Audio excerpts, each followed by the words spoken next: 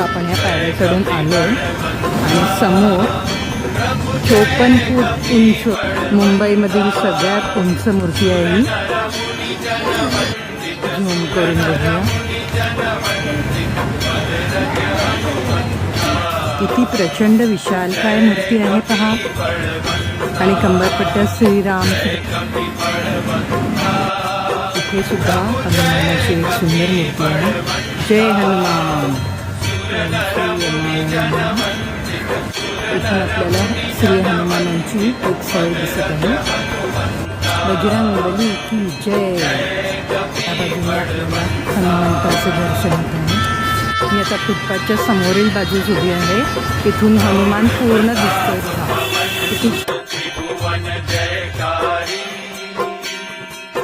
प्रभु